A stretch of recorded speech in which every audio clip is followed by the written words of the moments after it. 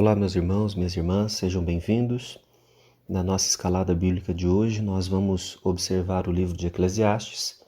Eu convido você para que abra neste livro, no capítulo 12, versos 13 e 14, aonde diz assim: Tema a Deus e obedeça a seus mandamentos, pois esse é o dever de todos.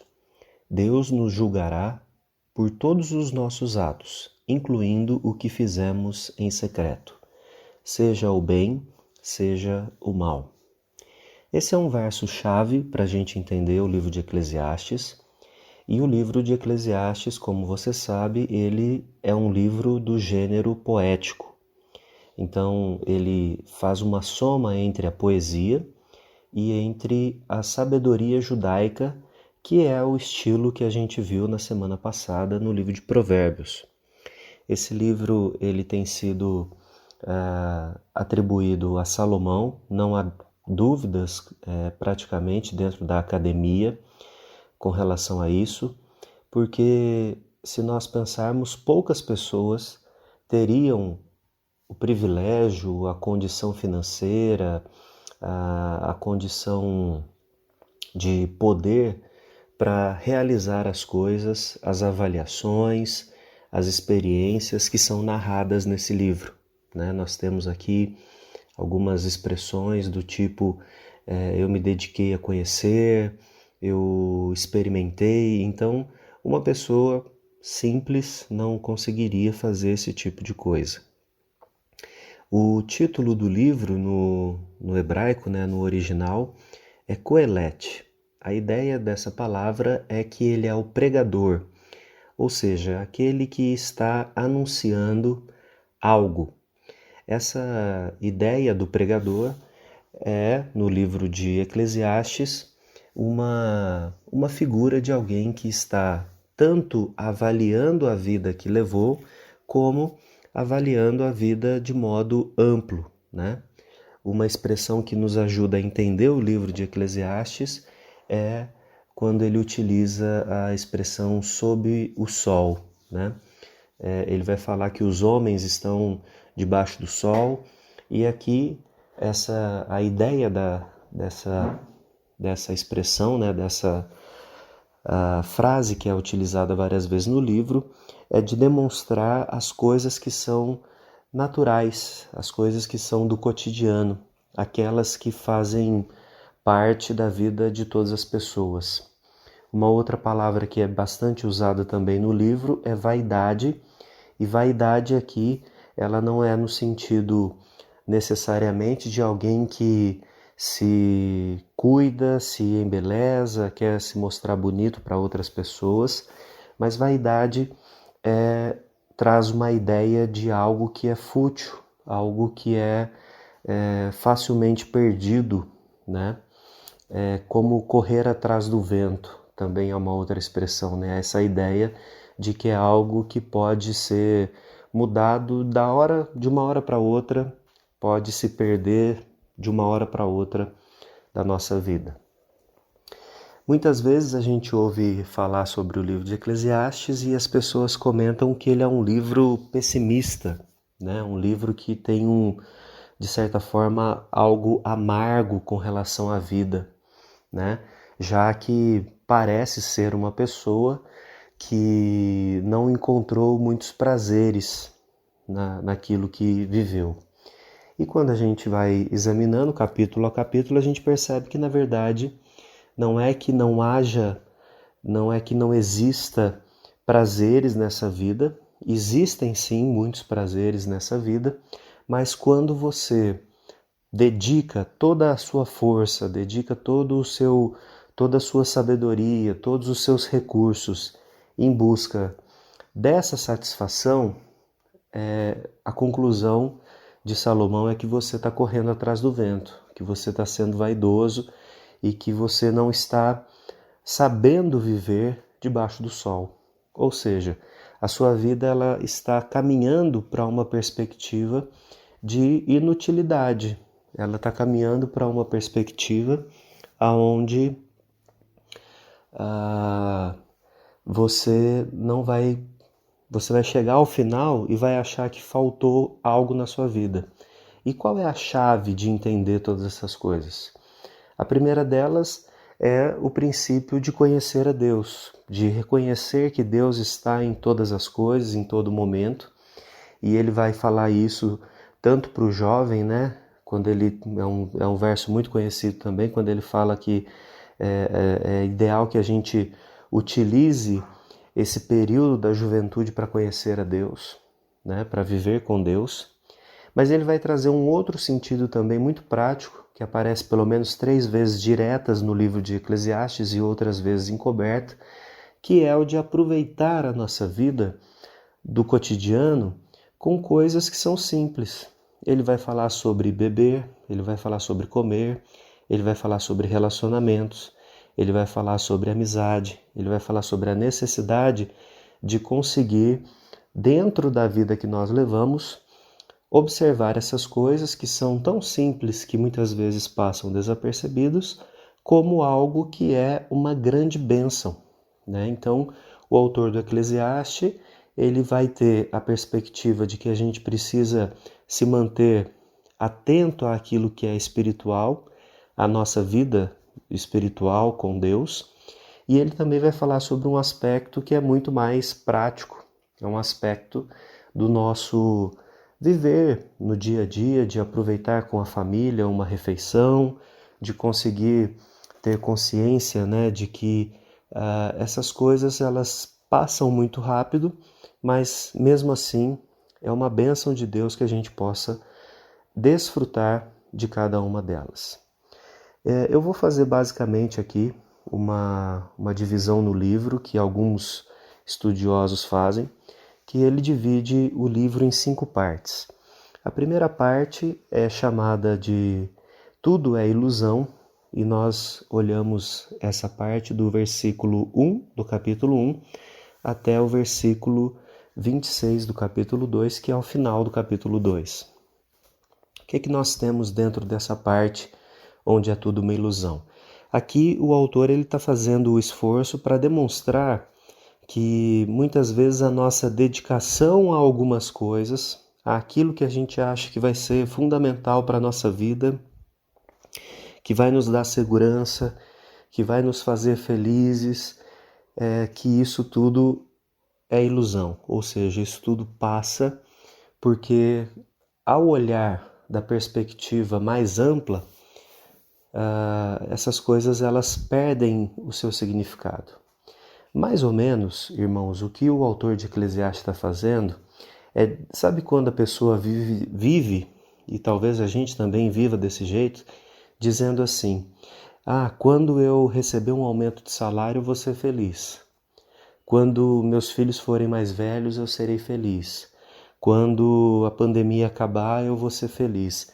Essa maneira de viver, onde sempre existe um ideal, mas esse ideal ele não é um ideal que me mova a observar as coisas no hoje, no concreto, no real, e falar, bom, eu posso estar numa condição melhor se tal coisa acontecer, mas enquanto isso não acontece, eu vou olhar para o que eu tenho hoje e vou me satisfazer nisso que eu tenho hoje. Então, é por isso que no capítulo 1, ele começa com a expressão, né, nada faz sentido, e aí ele vai falar sobre o cansaço que existe em fazer as coisas e não conseguir alcançar, em tantas vezes, como diz o verso 18 do capítulo 1, quanto maior a sabedoria, maior a aflição, quanto maior o conhecimento, maior a tristeza.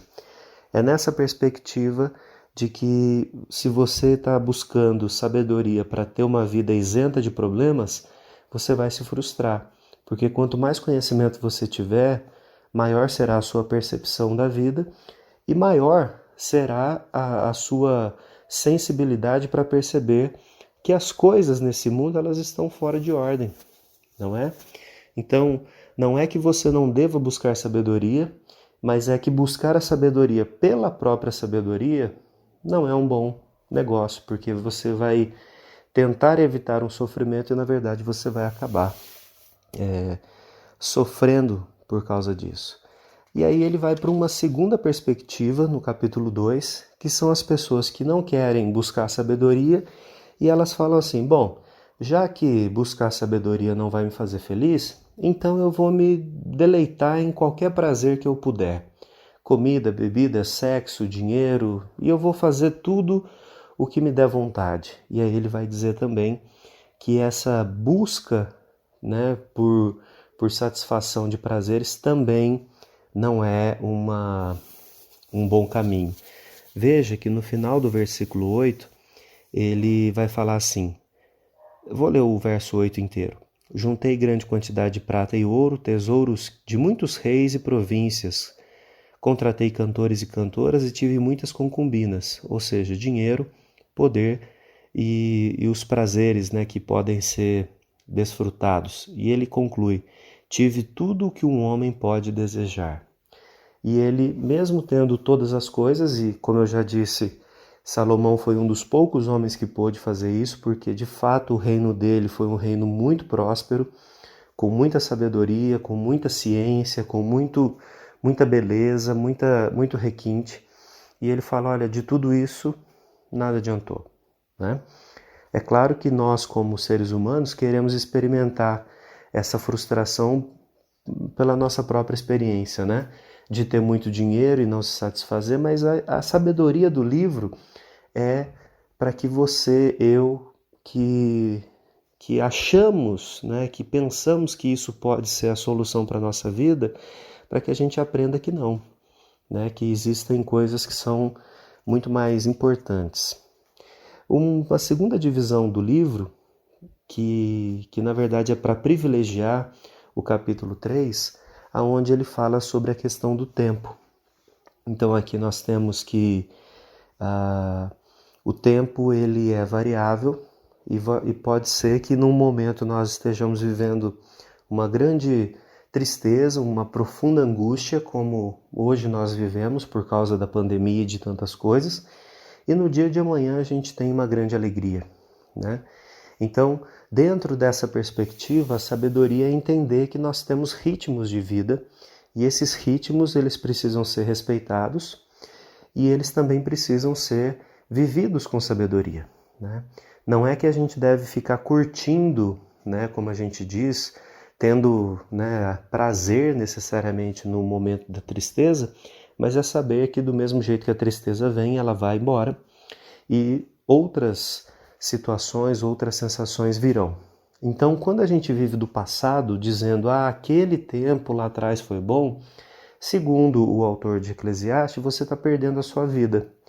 Porque no momento que você está vivendo hoje, você poderia experimentar determinadas coisas, mas ao viver no passado, você deixa a possibilidade de se alegrar, de viver e por tudo isso a sua vida passa sem sentido. Veja o que ele diz no verso 12 do capítulo 3. Conclui, portanto, que a melhor coisa a fazer é ser feliz e desfrutar a vida enquanto é possível. Cada um deve comer e beber e desfrutar os frutos de seu trabalho, pois são presentes de Deus.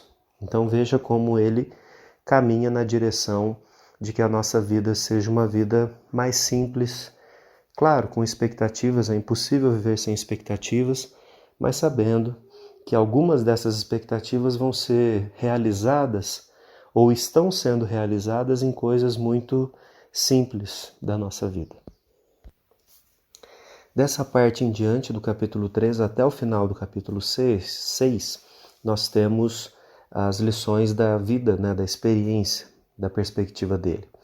Então, ele começa falando sobre as injustiças da vida e ele deixa claro que, ainda que a gente tenha uma matemática na nossa cabeça de que o justo sempre vai se dar bem e que o injusto sempre vai se dar mal, que algumas vezes, olhando para essa vida, nós vemos uma perspectiva diferente.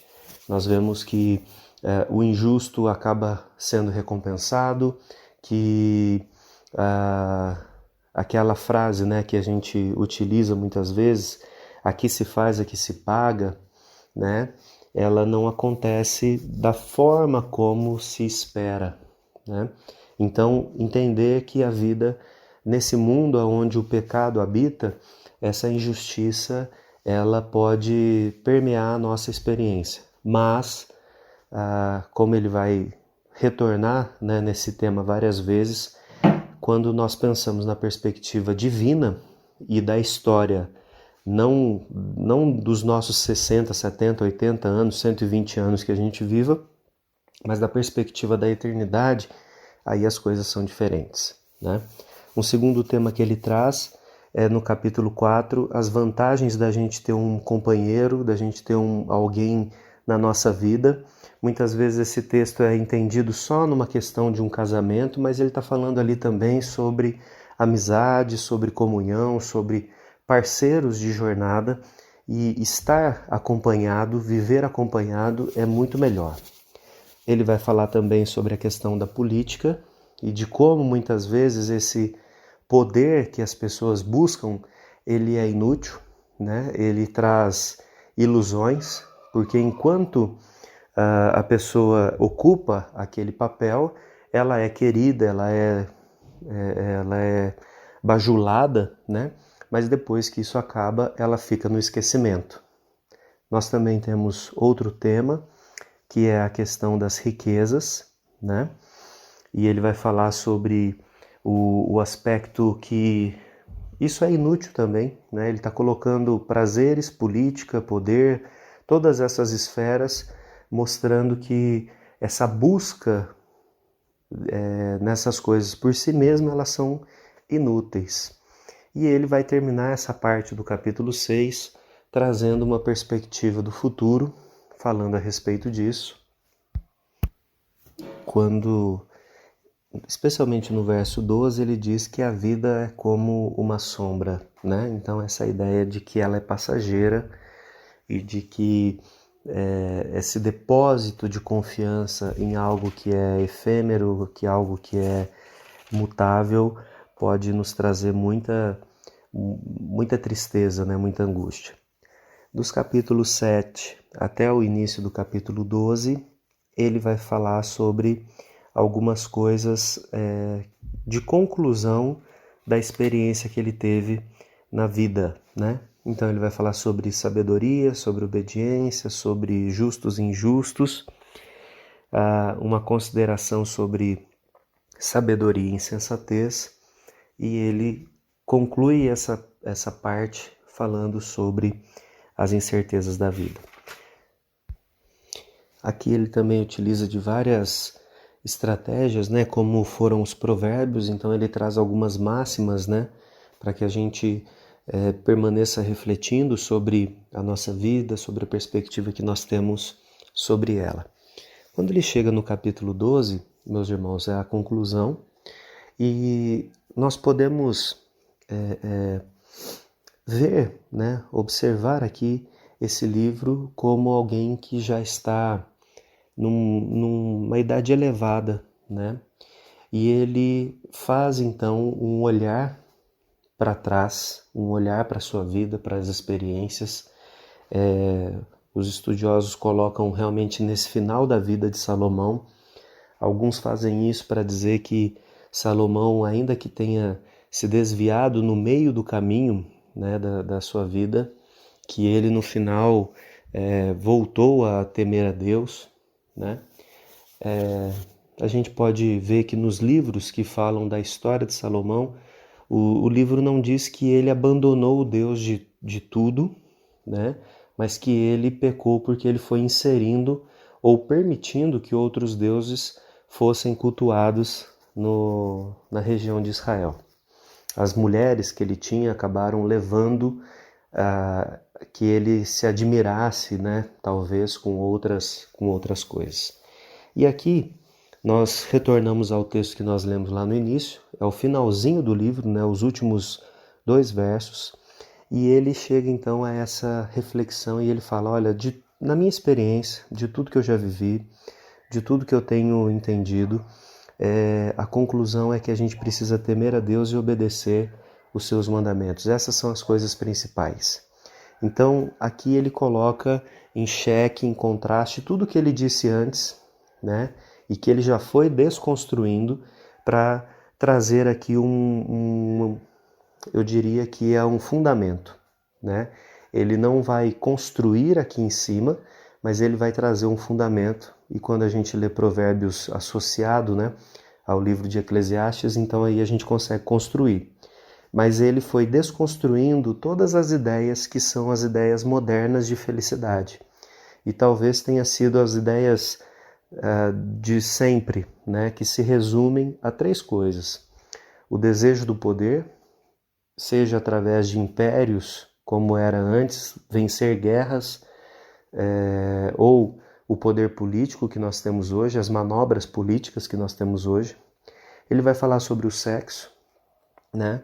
E essa questão da perspectiva talvez mais masculina, de se esbaldar nisso, de ter várias parceiras, de poder talvez controlar determinadas situações a partir disso, e de uma perspectiva da mulher também, de utilizar talvez essa questão do sexo como uma forma de controle também, né? E ele vai falar sobre a questão das riquezas, principalmente, e nisso a gente entra o tema do trabalho, o tema da negociação, eu vou colocar a palavra, mas no sentido de ser articulado para conquistar as coisas, né? Negociar as coisas, conseguir vantagem nas coisas. Então, basicamente, esses 3 temas, que é o poder, o sexo e o dinheiro, ele desconstrói durante todo o seu livro, e depois de terminar isso, ele lança então um novo fundamento, dizendo, olha, o caminho para que você viva uma vida boa é que você tema a Deus e que você obedeça os seus mandamentos, né?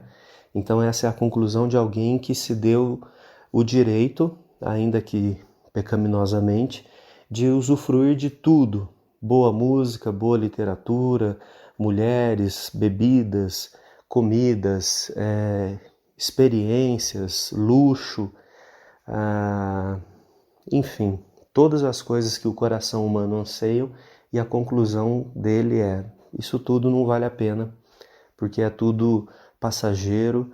Você come boa comida agora, mas você vai sentir fome de novo. Você tem dinheiro, mas ele nunca te farta, e por aí vai.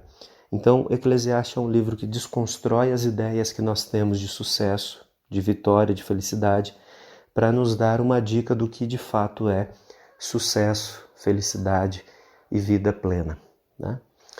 Nós, ao olhar para o livro de Eclesiastes, podemos perceber, irmãos, que esse é o coração humano, né? Esse é o desejo do coração humano. E quando nós pensamos no livro de Eclesiastes, contrastando com o Novo Testamento, nós vamos encontrar na pessoa de Jesus uma pessoa que deliberadamente rejeitou essa ideia de sucesso humana, né? Dinheiro, prestígio, essas coisas, e que é extremamente bem-sucedido, é extremamente feliz, porque ele temeu a Deus e obedeceu os mandamentos. Então, quando a gente olha para a pessoa de Jesus, comparando com o livro de Eclesiastes, nós vamos ter uma questão concreta do que é ser essa pessoa que de fato busca a Deus, de fato obedece os mandamentos, né?